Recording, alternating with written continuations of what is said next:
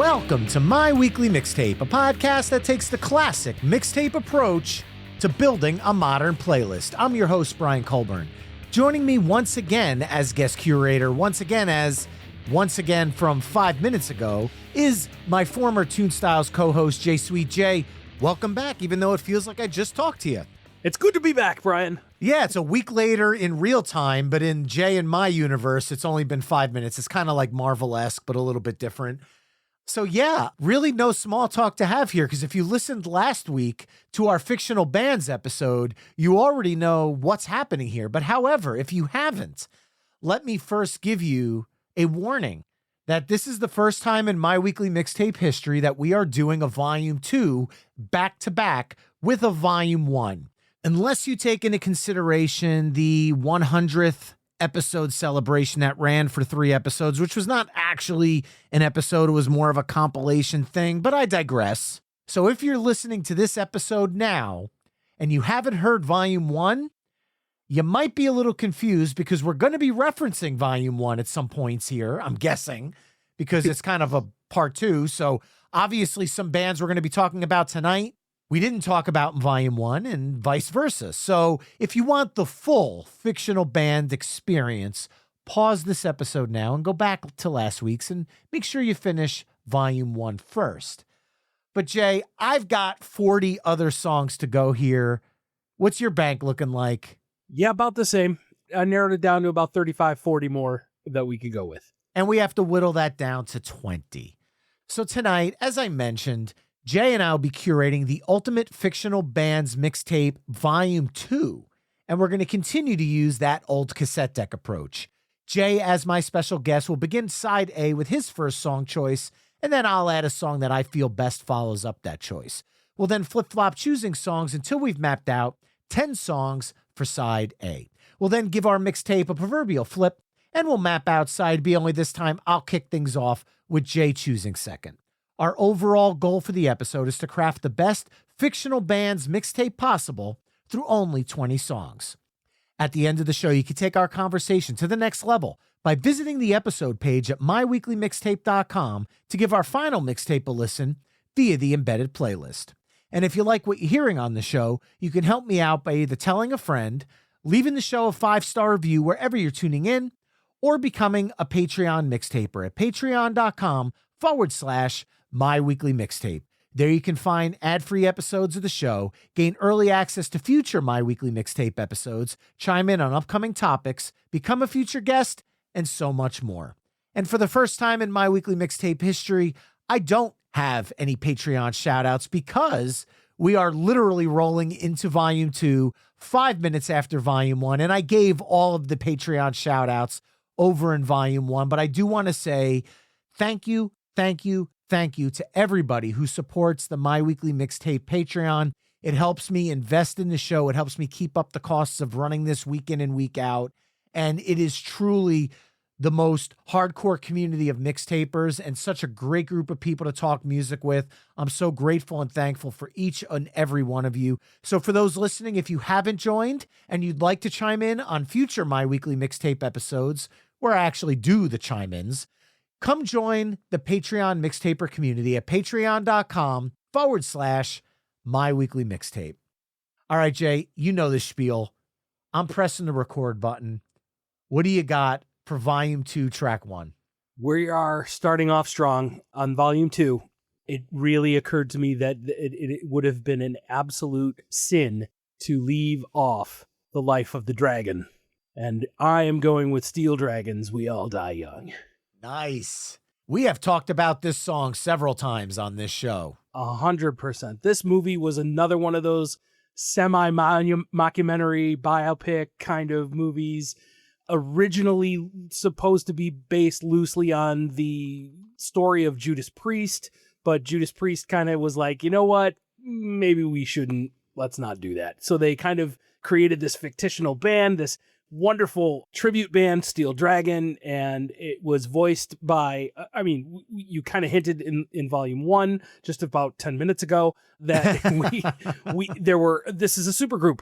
You've got Zakk Wylde, you've got Jason Bonham, and Miljenko Metajevic from Steelheart, who wrote the song and had actually put that out as Steelheart before this movie was even a thought. And by the way, you're not giving the bass player any love here, so you can't forget Jeff Pilson of Dokken. Of course, Jeff Pilson from Dokken. Gotta show the bass player some love, man. Jesus. Everybody forgets the bass player. Jeez. But it's such a great band, and a great, the music is fantastic. And again, this is one of those groups that was like where you talked about in Volume 1. I don't understand how, like a Stillwater, how these guys didn't have a full album, an actual supergroup recording career. So you would have had like Steel Dragon, and you would have Traveling Wilburys and Asia, right? the Power Station. I don't know, just pulling things off the top of my head. But those are the kinds of things that, that this movie just nails down everything that is the 80s anthemic stadium rock and roll. And for those of you that don't know the movie that Jay's talking about, it's called Rockstar. Oh, I didn't mention that because, yeah. And that features Marky Mark showing off his vocal prowess, well, lip syncing prowess. But he does a great job in this movie. It's actually a fantastic movie. Jennifer Aniston. Yes. If you're a big fan of that 80s overindulgent rock scene, this really hits the nail on the head. And I mean, it's funny, Jay, you mentioned how could Steel Dragon not be out and about doing, bigger things? In my mind, I take that a step further. And how the hell did Steelheart's original not get bigger? I understand that Steelheart I'll Never Let You Go was a big hit for the band. Their biggest, yes. But after that, they still continued to put out great records. And I feel like it's wrong that they quote unquote peaked at I'll Never Let You Go, because there's so much more than that. I think it was unfortunately just the timing of everything, because while their later stuff was like in the early 90s and grunge had kind of taken over and hair metal was kind of on the decline, but it's Firehouse, it's Alias, right? It's that kind of, power ballads were the thing. And I think that's when hair metal kind of got a bad rap, if you will. Grunge took over right in 91, and then Absolutely. Power ballads were considered passé. That's right. And you know what? I'm not going to lie. We're here in 2025, and I listen back to Power ballads, and I don't feel that they seem as dated. Maybe it's just me because I am dated from that era, but Sure. some of them definitely feel dated. Don't get me wrong. Yeah. Some of them have that 80s sheen and that 80s production sound, but We All Die Young, which came out in 2001 with the Rockstar movie, alludes to that 80s sound, but it definitely is a song that I can listen to now and still say it feels like a modern rock song. Well, that song, I think we've talked about this on previous episodes as well as Tune Styles. When Steelheart put out We All Die Young, it was a much different version than Steel Dragons. It's a little bit more mellow. Yes. It still has that the same lyrics and the same theme. And I've mentioned that he wrote that when his mother was sick.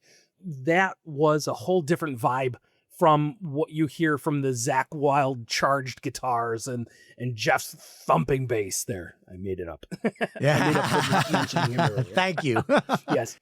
But I mean, yeah, and just pounding on the drums with Jason Bonham behind him, and it's an incredible song to listen to.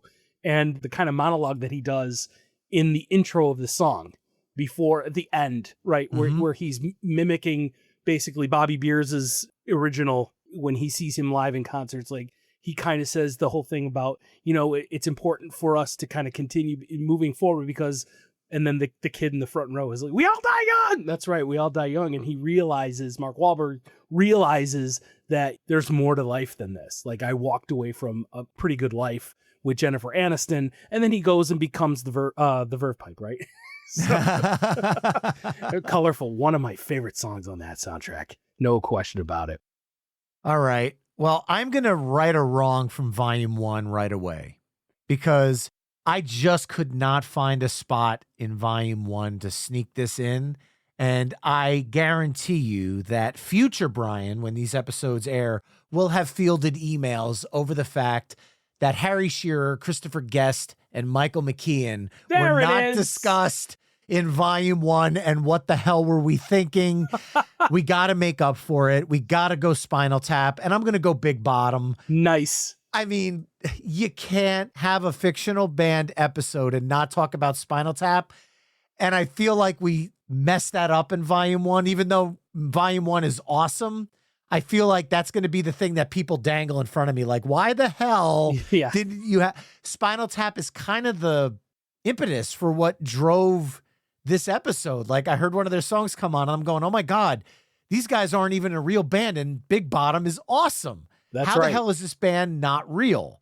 And I think a lot of times during Volume 1, we talked about like, these are really fantastic songs at the end of the day. We're not just calling out fictitious bands to say, well, this band is fictitious, so it makes the list. Maybe in Zack Attack. I mean, Right. you know, I think I'll be honest, Jay, you started off Volume 2 a lot stronger than you started off Volume 1 That's with We All right. Die Young. But We All Die Young is a song that 25 years later, I mean, even longer from the original, still is incredible. And Spinal Tap's music is still incredible. And they're one of those ones that, like the Blues Brothers, they started as a fictitious band, but then technically they're still a fictitious band. But are they really? Because they put out Break Like the Wind, which even though there's some humor to it, it charted. Right. And they also put out Back from the Dead in 2009, and that charted. And now there's a sequel Right. for This Is Spinal Tap. Does it count I think as it counts. a fictional band anymore? Because they've kind of crossed over They into transcended. they transcended fictional bands. Yeah. This isn't like the Lone Rangers in Airheads where they just had the one song and the one movie, and then they continued on. Spinal Tap kind of, are they really fictitious at this point? I don't know. And that's a rhetorical question I'm going to ask all the listeners. Do you consider Spinal Tap to be a fictitious band or a actual band in 2025? So if I'm not mistaken, Big Bottom was written sometime between their drummer spontaneously combusting and the Stonehenge incident. Yes. While they were figuring out that their amps go to 11. Spinal Tap is one of those bands again that just, it's cemented in pop culture. It's been riffed on in all sorts of other shows that kind of spoof that type of music and that type of show, that movie. And I'll be very curious in the sequel if they're going to reference Break Like the Wind and Back from the Dead as fictional lore for the sequel's plot. Because if Right. that's the case, then it does make these albums part of the fictitious narrative and takes away any relevancy of them actually being Spinal Tap albums. And then I'll also throw out there that I'm going into the Spinal Tap sequel with a little bit of pause because there's been a lot of sequels that have come out over the last decade that were 10 or 20 years in the making. Anchorman 2, Dumb and Dumber, the sequel, Right. the one with Jim Carrey Yes. and Jeff Daniels. Jeff Daniels. Zoolander 2, Coming to America, the sequel, Beetlejuice. I feel like a lot of these had high expectations that were impossible to meet. And Spinal Tap, I put in that same category. Yes. It's going to take a miracle for them to capture the lightning in a bottle that is 1984's This Is Spinal Tap. And I really want them to do it. I hope they do it. I hope it succeeds. And if there was any group of comedians that could make this happen, I feel like it is the members of Spinal Tap. You know, Rob Reiner, this movie was genius. I think it was put together perfectly. They didn't play to the laugh, which was hilarious. The fact it was, we talked about Wet Hot American Summer, and I think that movie played 100% to the laugh. Especially, Yes. It got just ridiculous at the end. This Is Spinal Tap didn't play to the laugh. They played it straight, and it was just perfectly done. Well, Jay, we are back to you now for track 3. Where do we go from here?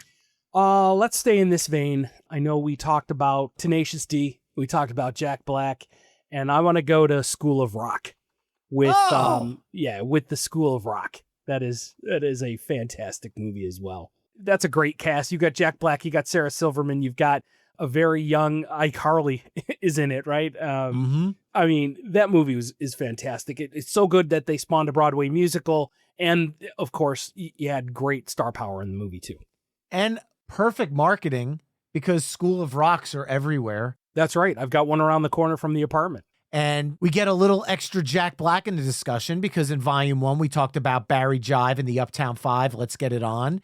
But School of Rock is fantastic. It had that AC/DC vibe to it. The kids are so talented in it. I actually read that they did a reunion recently, and 2 of the kids from the movie are now married in real life. They stayed in touch all the years, and now they're married. And that's cool. Jack Black and all the kids still get together, and they go out to dinner, and it's like they stayed close all these years, which I think is awesome.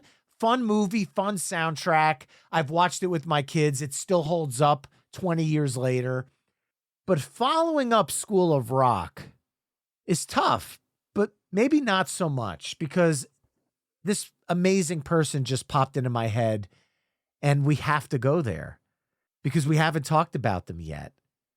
And that is the lovely Kay Hanley from Letters to Cleo. Sure. Who wrote amazing music with Letters to Cleo, but also did music for the soundtracks to The Craft, to 10 Things I Hate About You. Mm-hmm. She performed in Jesus Christ Superstar alongside of Gary Cherone in Extreme. That's pretty cool. Back in the day, yep. She also wrote the music for the Disney cartoon Doc McStuffins. She wrote music for Star Trek's Strange New Worlds Subspace Rhapsody episode.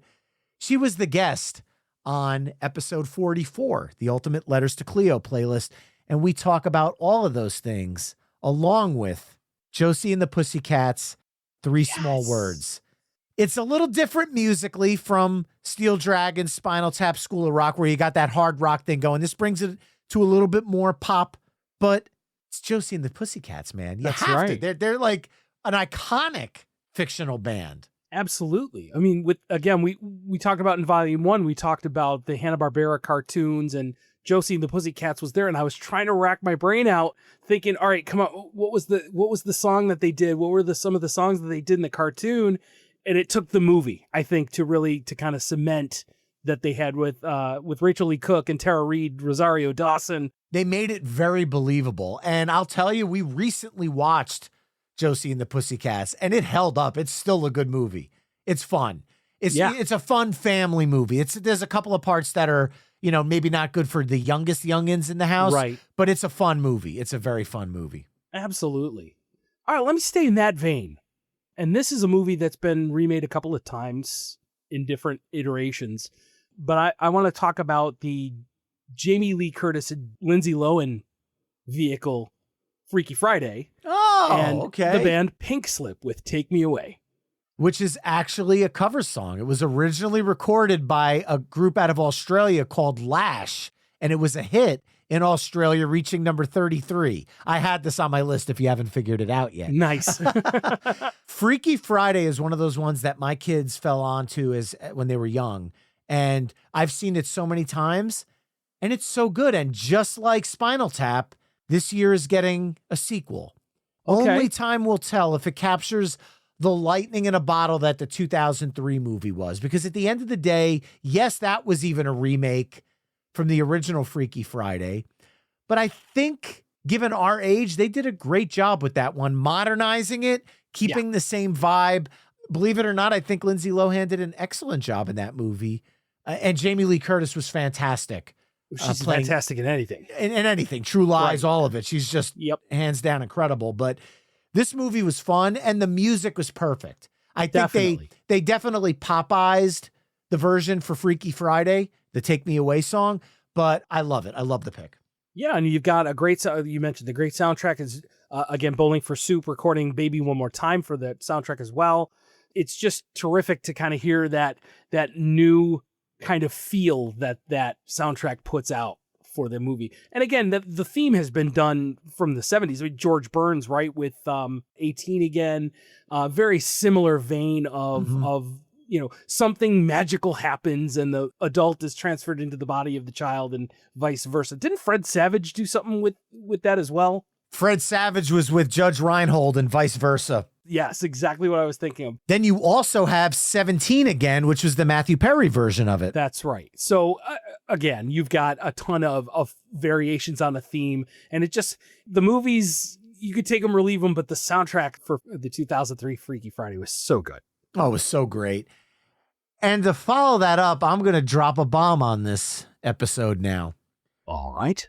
because we haven't gone off the rails. I mean, a little bit in some instances. I think Zack Attack on Volume 1 was going off the rails right from the beginning. But how could we do a fictitious bands episode and not talk about Prestige Worldwide and Boats and Hoes? Oh, yes. That's great. Oh Step my gosh. Brothers is one of the funniest movies of the last 2 decades by far. So quotable. We're not going to quote any of it here. We're not even going to talk about the lyrics of Boats and Hoes here.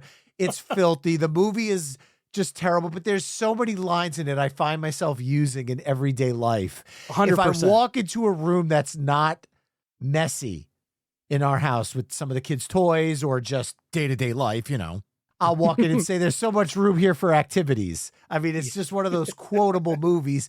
And Boats and Hoes at the end of the day is just a fun friggin' song that I have on my comedy playlist, and I laugh every single time I hear it. It's tough because I could have easily went with Dewey Cox because John C. Reilly is so funny. He's got such a great rapport on screen. Anytime with whoever he's with, he just knows how to like make the scenes work. And he does it so well with Will Ferrell. You've got 2 amazing movies they did together in Step Brothers and Talladega Nights. Then they did that Sherlock Holmes one that I don't remember seeing, but I've heard from a lot of people it's not very good.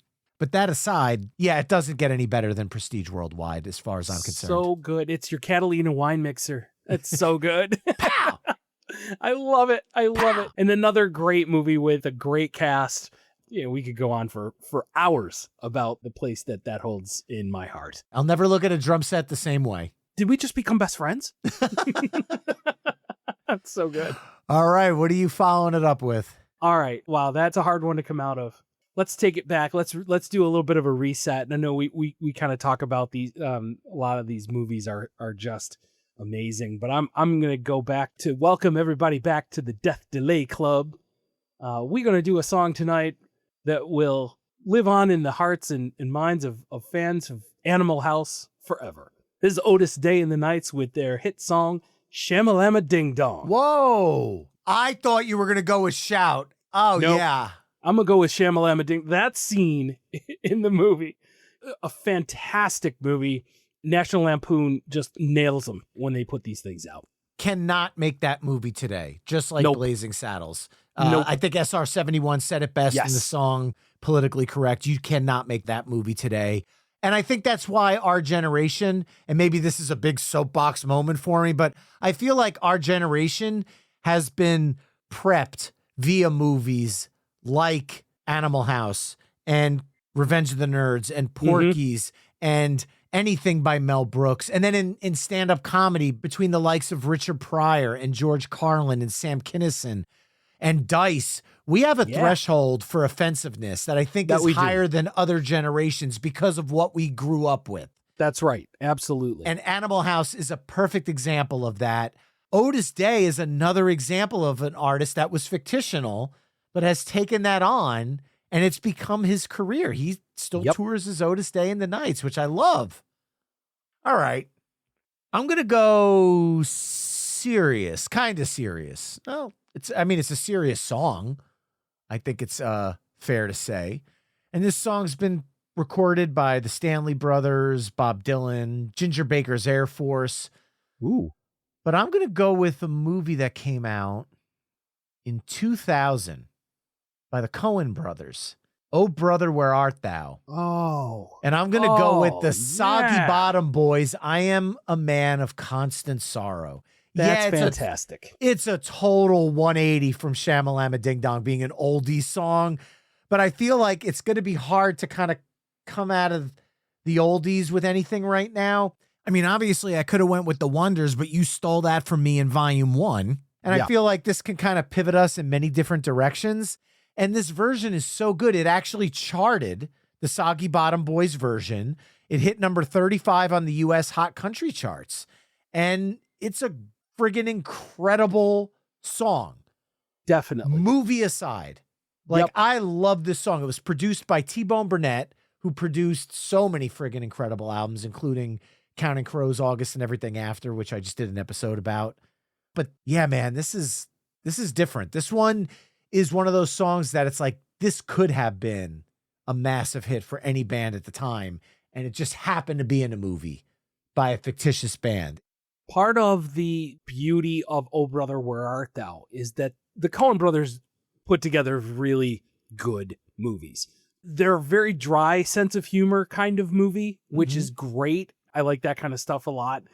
But the soundtrack to the movie almost was bigger than the movie itself. And the movie's great. Don't get me wrong, but more people were talking about the soundtrack than they were the movie itself, the plot of the movie itself, which is that kind of music is just, what is it? Swampy, kind of bluesy, bluegrassy, Americana, right? It's just one of those things like dueling banjos from Deliverance. You hear it and you're like, the movie was kind of, oh my God, that's kind of weird. But the song kind of takes you to a place. Yep. You know what I mean? And I think you can thank Dan Tyminski from that. Dan is part of Allison Krause's band Union Station. Yes. So you already know that there's talent behind this song.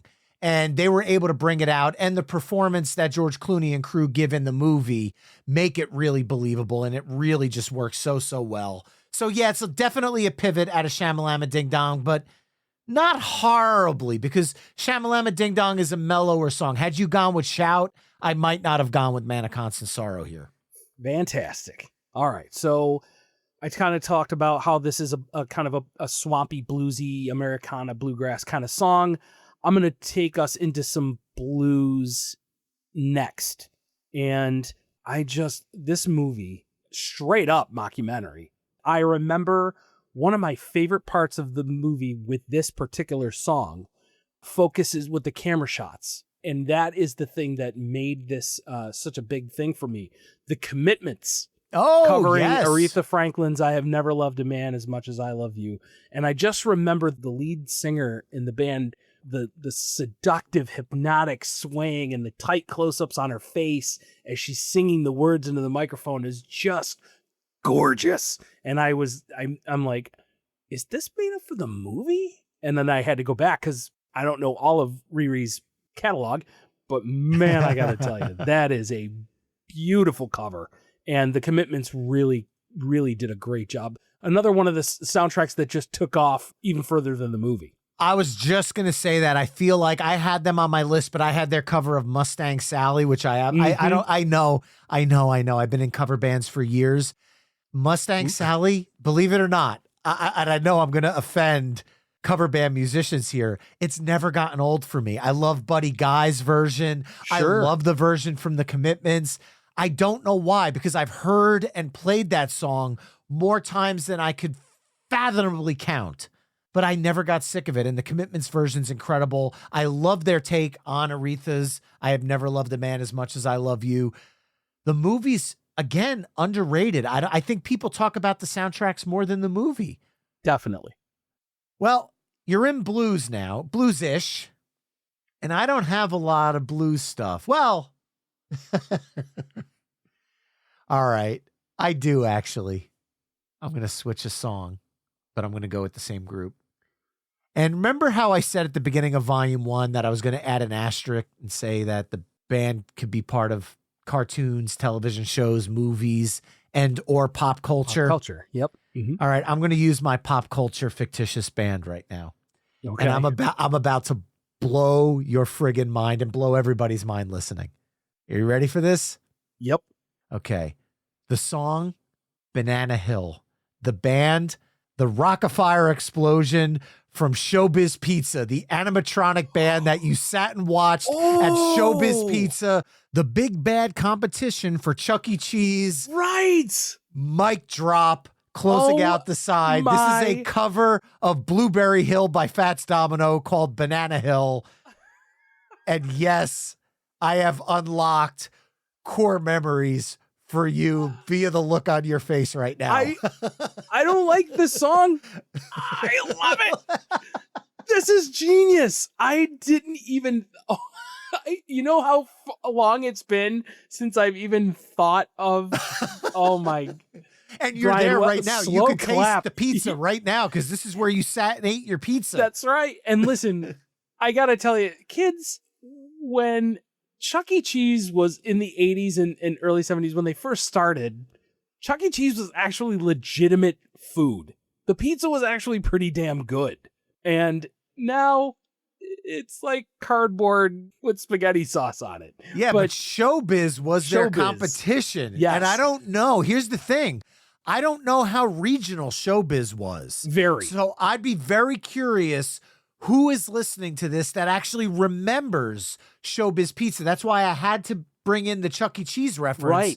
Right. And there are videos all over YouTube. There's a documentary about the Rock-afire explosion. And oh my God, they actually put out the Rock-afire explosion soundtrack for 2025's Record Store Day on vinyl. No, that is awesome. Slow clap, man. Slow clap. That's fantastic. What a closer.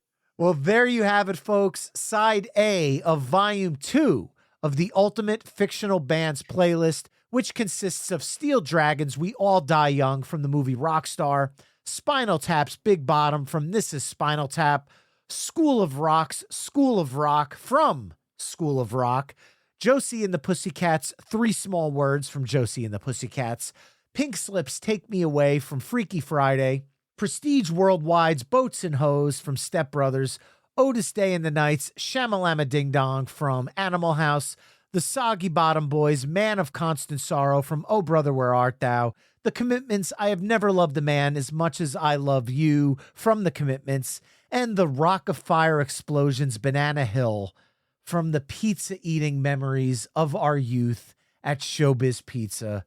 Head over to myweeklymixtape.com to hear all the songs we've discussed in this mix through the playlist embedded on the episode page.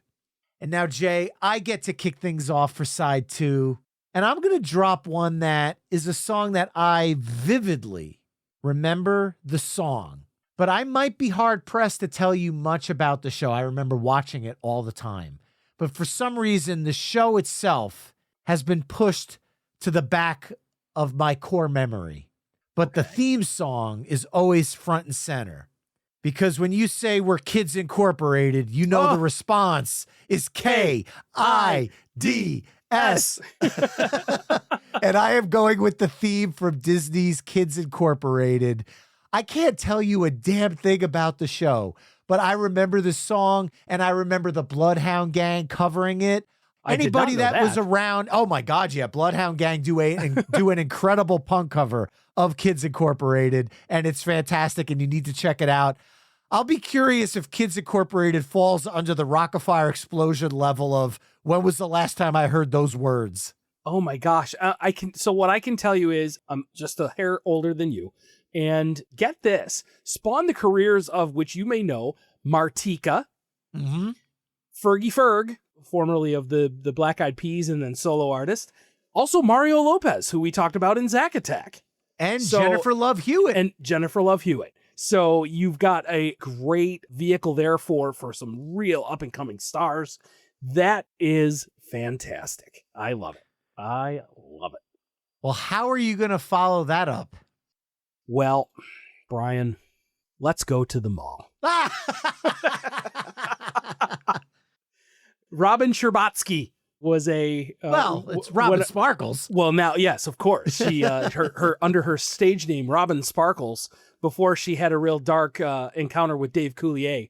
Why does everybody think it's always him? It was a great riff on How I Met Your Mother, on the Alanis Morissette story that Robin Sparkles wrote a song about going to the mall. And it's bubblegum, it's pop, it's Canadian, it's perfect. It's a play on Alanis Morissette because a lot of people don't know that Alanis's first 2 albums released in Canada were pop albums. That's right. Before Jagged Little Pill. I also think it's definitely a hat tip and a nod to Tiffany, because Tiffany was the one who started the whole mall craze in the 80s with I Think We're Alone Now. She did the mall tours. That's right. And I feel like it's a hat tip to both of them. And Jay, I don't know if you know this, but on streaming services, there is an album called How I Met Your Music, and it is the soundtrack to How I Met Your Mother that includes Let's Go to the Mall in full versions. Perfect. Sandcastles in the Sand, nice. Nothing Suits Me Like a Suit, Marshall versus the Machines, Two Beavers Are Better Than One, You Just Got Slapped, both the piano version and the version with Boys to Men, and then a bang, bang, bangity bang. I said a bang, bang, bangity bang, bang, bang, bang, bang. Dude, So great. How I Met Your Mother is my wife and my, okay, it's too late to start watching anything that's going to take any bit of brain power. Yep. We just go on and we put on an episode. And if we pass out halfway through it, we pick it up the next night. It is our kind of end of the night show. We've watched the show about as many times as Friends. And every single time we do a run through of the series, we just talk about how creative the writing was on that show. It was Absolutely. genius. I understand that people have a problem with the ending of the show, and I'm not going to spoil it if you've never watched it. However, there are callbacks in season 7 that go back to a joke that started in season 2. Right. And they ping pong, and you'll notice things that go back and forth throughout the entire series. Oh, Barney with the entire long-term setups of the gags that he does, the bats and the craziness. It's stuff that they started way back in the early seasons, to your point. It goes right through like up to season 7. You're like, what a setup. Like, it's fantastic. Great writing, ensemble cast. And I do have another tip of the hat there from the Alanis Morissette piece, because she was in a television show called You Can't Do That on Television. Yep. So it follows Kids Incorporated perfectly. Yeah, there was no band on You Can't Do That in Television. Right. Just Barf with the Barf Burgers. That's but right. I'll say this, How I Met Your Mother, it was not a musical, but every single song, especially Let's Go to the Mall, because I say it, my brain's going, I mean, we did the bang, bangity bang. 2 beavers are better than one. Da da da da da da da da da. These songs get stuck in your head. They are so well written, so well done. Say nothing more. If you haven't watched How I Met Your Mother all the way through, do it. Love the pick. We're dropping bombs this side, aren't we? Yeah. All right. Coming right back at you. Rex Manning, Say No More, Mono More, Empire Records. There it is. It had to happen. Had to happen. I don't think, Let's Go to the Mall is about a mall and Empire Records is about a record store. So it's slightly different, but we just rewatched Empire Records recently. And this past fall, I went to see the stage play in Princeton, New Jersey. They did a month-long residency where the Princeton Record Exchange, the record store, actually provided all of the set design for it. So the stage was set up like a record store. It had the bins and the booths and everything. Incredible stage play, great music, great new music that was created just for the stage version. I really hope it gets a bigger, wider release. Empire Records is a cult classic. I know there's 2 versions of the movie. If you have the original DVD, you're looking at the crappy fan edit of the movie. Make sure to get the Blu-ray and watch the theatrical version, because that is the version. Yes. It's a classic. Say No More, Mono More, Rex Manning Day. People celebrate it every year. It had to be included. I'm so upset I didn't include it in volume 1. No, we saved the best for the end. I think that's we talk about great movies, very cult following movies, all-star cast, that who's who of stars in that movie. Joey Lauren Adams, Renee Zellweger, Liv Tyler, just incredible. Went on to incredible stardom. And you could have gone with is it Sugar High or Sugar Rush? High. I thought about going with Sugar High. Okay, let me talk about this. I really thought about going with Sugar High. So Sugar High is written by Coyote Shivers. Mm-hmm. And his name in real life is Francis Coyote Shivers. And he is a Canadian-American musician and actor. Mm-hmm. So it's actually his song. However, the movie version that you watch on screen, Renee Zellweger's character sings a verse. Right. That verse is not included on the soundtrack.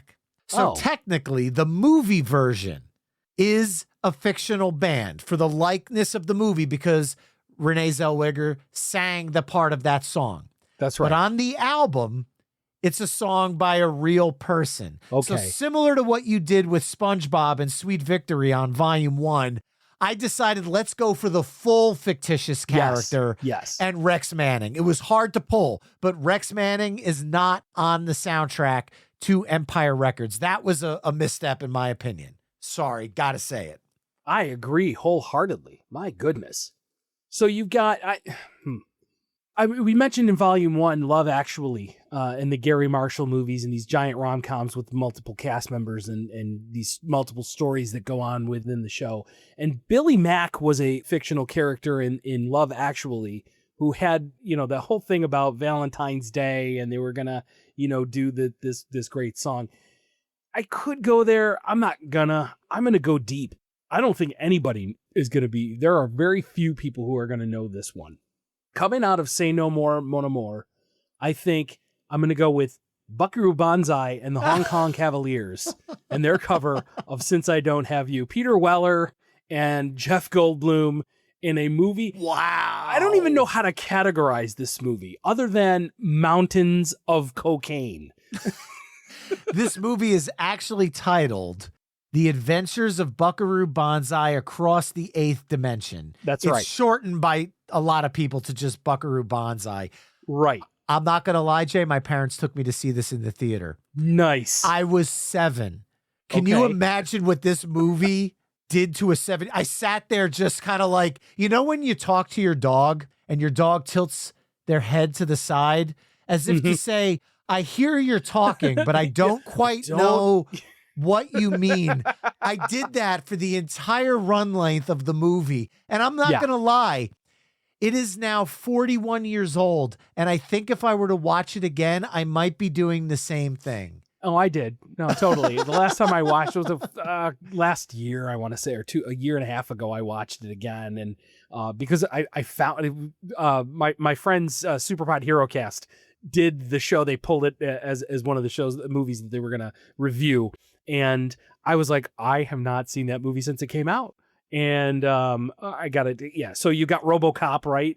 And you've got Jeff Goldblum, who's Jeff Goldblum. He's just great in everything. Don't forget Christopher Lloyd. And Christopher Lloyd and Clancy Brown, who was the John the Kurgan Lithgow. I mean, there was John everybody. Lithgow. John Lithgow's character is hysterically funny. The movie is, in a word, stupid. It's just, and in another word, terrible. It's not great. It's not cohesive. But it's so bad it's good. But it's so bad it's good. Exactly.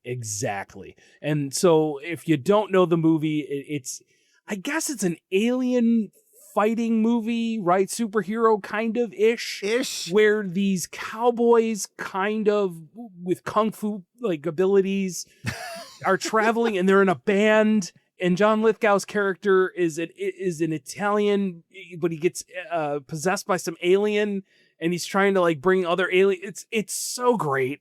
It's fantastic. I feel like I was just sitting in the writer's room as you were describing it there. They sat around a table. With, again, mountains of cocaine. And just, here, I got an idea. Let's do aliens and cowboys. Like, just hilarious. And I'm not talking about the fun Jon Favreau, Harrison Ford aliens and cowboys movies. like this is just craziness. 80s sci-fi. It's great. Well, it's funny you mentioned Harrison Ford, because being you went with the sci-fi routine, I'm going to do the same. Because, Jay, we've gone an episode and 3/4, and we haven't talked about Figurin' Don and the Modal Nodes, otherwise known as the Cantina Band in Star Wars. Oh, my God. He went with Han the Modal shot Nodes. Yes. Shot first. How can we not talk about, we're talking about fictitious bands. People don't even, look, if you're a Star Wars fan, you know Figurin' Don and the Modal Nodes, but I had to say the Cantina Band because most people refer to them as the Cantina Band. And this song, I mean, I can't tell you how many times I watched Star Wars. And no, I'm not calling it A New Hope. I'm calling it Star Wars. Star Wars. It was called Star Wars when I was a kid. The movie screen said Star Wars, and it was Star Wars until they changed it to A New Hope. I still refer to it as Star Wars. And I love the Cantina song. It's fun. It's goofy. It's John Williams, who's just a friggin' genius because he captured the essence of that scene in a way that it actually felt like music you might hear in outer space. It actually felt like, man, this doesn't sound like humans would be playing this. There was such a vibe to this song. And it is just a testament to how amazing John Williams is. 100%. The world building that came out of that movie is undeniable. And prequels be damned and sequels suck, and we get it. but the original world that George Lucas built in his head and how that translated to the big screen in 1977 cannot be denied. You could have gone with Cy Snoodles and the Max Rebo Band, but no. And the Cantina song is probably one of the most recognizable pieces of music out there. In fact, Miko, right, redid that in the 70s as a disco style. Mm-hmm. So pretty cool stuff. All right. So coming out of that, I think it's going to be, this is actually pretty easy. Family Guy, who's been mentioned several times now in this last 2 volumes. And a lot of connections to Star Wars. Yep, a lot of connections. In fact, having done Blue Harvest, which was a parody of Star Wars, and then Something Something Dark Side, which was Empire Strikes Back, and then the last one was It's a Trap, which was Return of the Jedi. In that show, in the parody, after Figrin and the modal nodes are done playing, they're like, yeah, great, thanks for coming out, let's play that song again, the exact same song. And then they go back into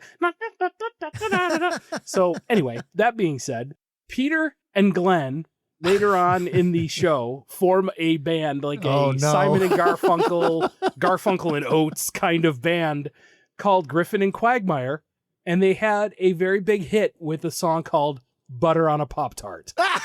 And that's where I'm going. It's so freaking good. Okay?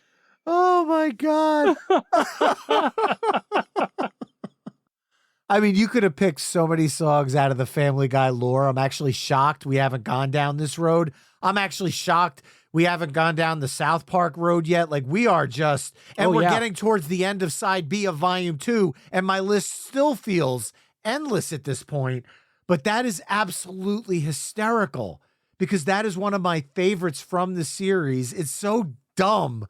Yes. And so just ridiculous. But the song is actually half catchy, even though the lyrics are asinine. So bravo, dude. I could have gone with Everyone from Florida is Stupid, but I don't want to tick off anybody who listens to the shows. Yeah, dude, I get some good numbers in Florida. So I disagree with, I'm offended by that song. It's offensive, right? It's especially to all the Florida mixtapers. Yeah. I lived in Florida for 10 years. Not everybody is, most of them are, but no. But they also had what was Home Bowl. Yeah, that whole episode was so funny. Oh my God. So funny, but most of those songs are really not safe for work, kind of. You had the uncensored versions of the show, which was what I was watching, and it just adds a layer of how in the world did you get away with this? Yeah, and throwing it back to the whole How I Met Your Mother thing, why they didn't put out a Griffin and Quagmire digital EP online, I'm shocked. Because Family Guy does have a symphony orchestra live album out. So I'm actually surprised they never took it to that kind of breaking the fourth wall by putting the album actually out on streaming services. But I digress. That's tough to come out of, I'm not going to lie.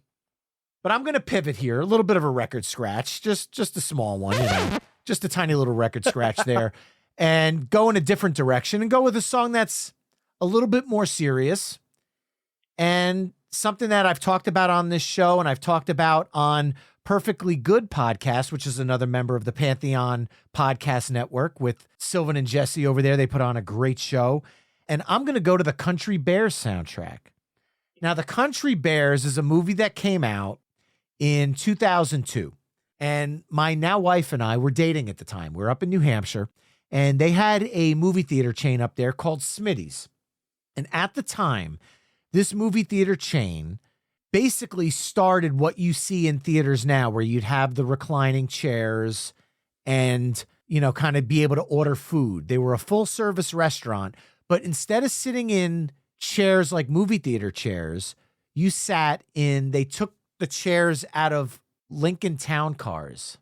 Oh. And you sat in those chairs. They actually converted them. So they were big, fluffy, comfortable chairs that leaned back slightly enough, not all the way. Right. But there was a table in between you and your guest, and you'd order your food and dinner. So at the time we were dating, we said, let's go to dinner at one of these movie things. So we got there at dinner time. And what was the only movie showing? Country Bears. So he said, screw it. We're going to just try the experience out. Let's just go see whatever the movie is.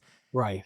And as soon as the movie was done, I made us go to a record store and buy the soundtrack because the lead singer of the Very Country cool. Bears is John Hyatt, who's one of my favorite singer-songwriters. As soon as I heard the opening, I'm like, that's John Hyatt. Oh, my God. And the whole movie just features cameo after cameo after cameo of famous musicians. However, the last song of the movie, the kind of the grand finale, Straight Through the Heart of Love, is a collaboration of John Hyatt, Don Henley, Bonnie Raitt, and Colin Hay from Men at Work. Very cool.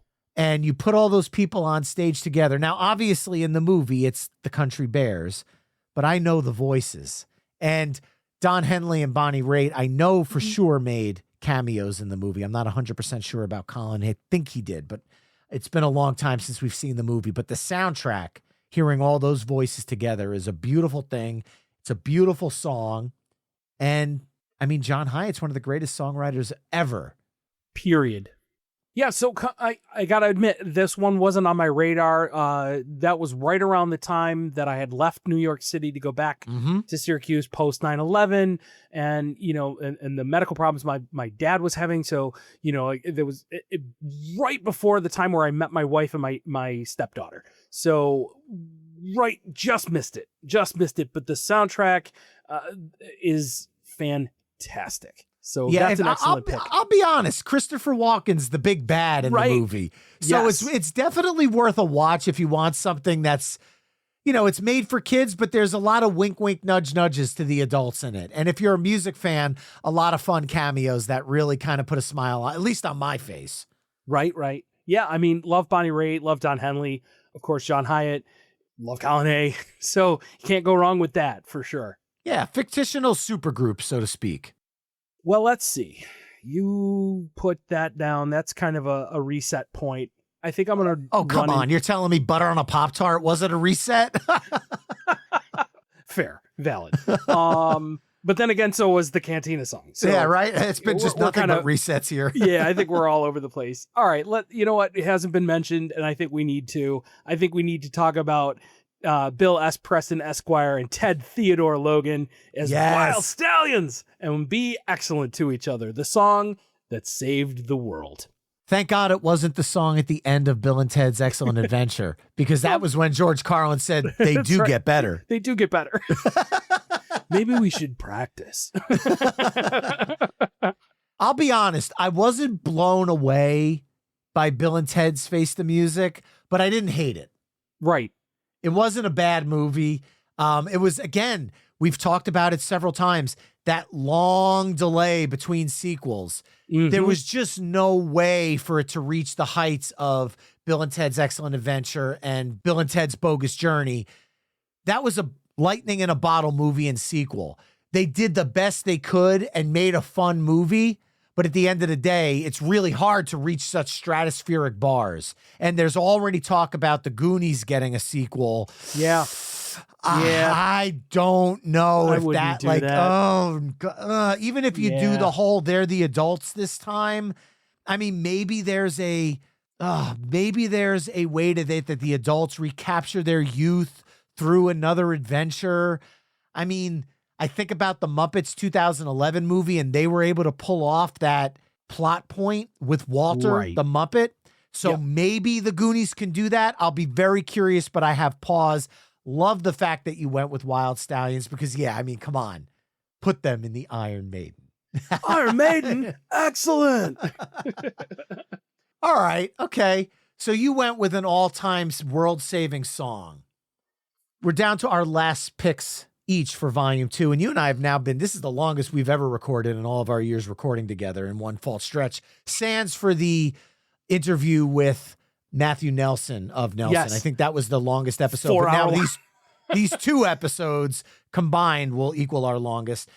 And I ended episode 1 with a song from the Blues Brothers. And I followed up your Eddie and the Cruisers pick with Eddie and the Cruisers 2.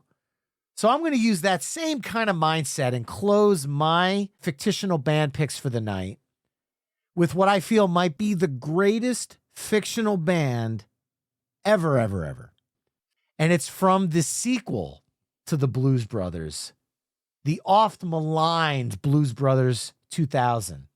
But I am going to go with the Louisiana Gator Boys, Very nice. otherwise known as Jeff Skunk Baxter, Gary U.S. Bonds, Eric Clapton, Clarence Clemens, Don DeJohnette, Bo Diddley, Isaac Hayes, Dr. John, Charlie Musselwhite, Billy Preston, Lou Rawls, Joshua Redman, Paul Schaefer, Coco Taylor, Travis Tritt, Jimmy Vaughn, Grover Washington. Yeah. Grover Washington Jr., Willie Weeks, Steve Winwood, and as Malvern Gasperson, B.B. King on vocals and guitar, doing BB's classic hit, How Blue Can You Get? Can you get? Is it a cover song? Is it a fictional band? Yes, because BB is known as Malvern Gasperson. So for the movie, he's fictional. Yes, it's him singing his original song, but I'm pulling the SpongeBob card once again. But I mean, come on. As the last pick of the night, this is a fictional supergroup that I would have paid top dollar. Imagine being in that movie. Yeah. The people that got to see that filming witnessed history. The movie is awful. I'm sorry. I don't trash things much. The movie is just an excuse to tie together these incredible musical segments.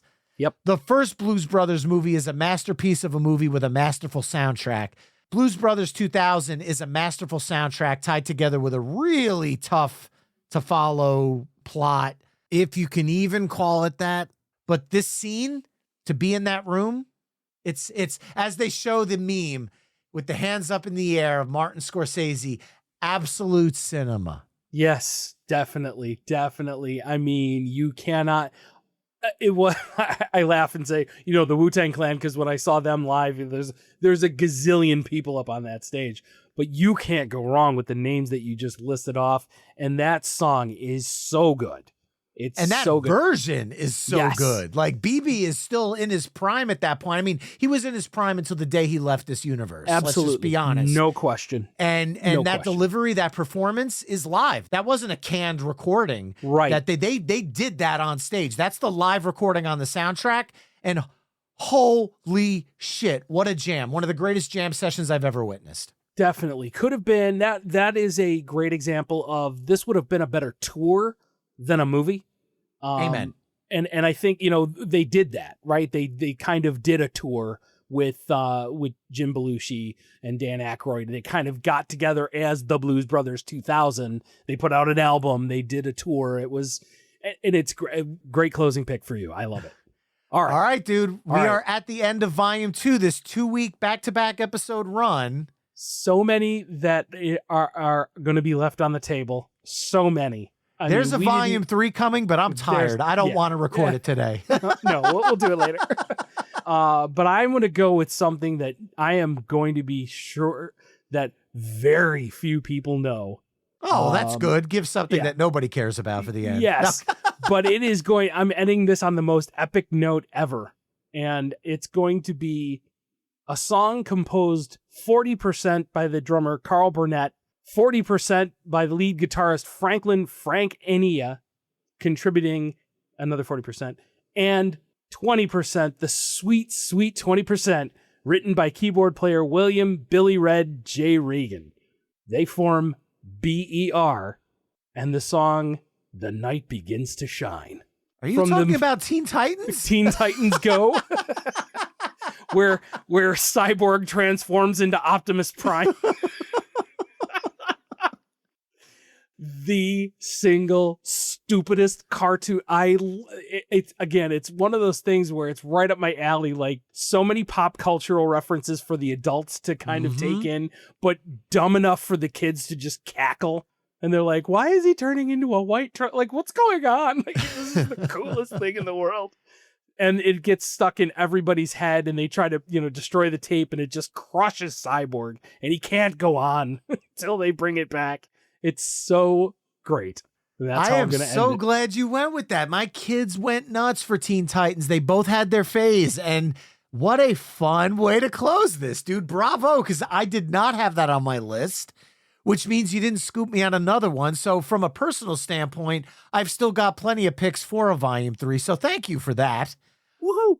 But with that, kids, Side B of Volume 2 of the Ultimate Fictional Bands playlist, which kicked off with Kids Incorporated from Kids Incorporated, Robin Sparkles' Let's Go to the Mall from How I Met Your Mother, Rex Manning's Say No More, Monomore from Empire Records, Buckaroo Banzai and the Hong Kong Cavaliers' Since I Don't Have You, Figurin' Dawn and the Modal Nodes, the Cantina song from Star Wars, Hard Stop, No A New Hope, Griffin and Quagmire, Butter on a Pop-Tart from Family Guy, the Country Bears, Straight Through the Heart of Love from the Country Bears, Wild Stallions, Be Excellent to Each Other from Bill and Ted's Excellent Adventure, the Louisiana Gator Boys, How Blue Can You Get from Blues Brothers 2000, and B.E.R, The Night Begins to Shine from Teen Titans Go. Head over to myweeklymixtape.com to hear all the songs we've discussed in this mix through the playlist embedded on the episode page. Now, folks, Jay and I have dropped over the last 2 weeks 40 fictional bands for your listening pleasure. If you have a fictional band we haven't talked about, I want to hear it. Hit me up on social media at myweeklymixtape. Send me an email, myweeklymixtape@gmail.com. Let me know your favorite fictional bands so that way maybe Jay and I can get them in for a Volume 3. Jay, once again, dude, this has been a blast. Thank you so much for joining me on My Weekly Mixtape. Thanks for having me, Bri. Remember, you can find My Weekly Mixtape on almost all the social media haunts at My Weekly Mixtape. You can also head to myweeklymixtape.com to check out the full catalog of My Weekly Mixtape episodes. And if you like what you're hearing on the show, you can help me out by either telling a friend, leaving the show a 5-star review wherever you're tuning in, or becoming a Patreon mixtaper at patreon.com/My Weekly Mixtape. There you can find ad-free episodes of the show, get early access to future My Weekly Mixtape episodes, chime in on upcoming topics, become a future guest, and so much more. That's all for this week, really this time. Thanks again for listening, and until next time, enjoy the tunes.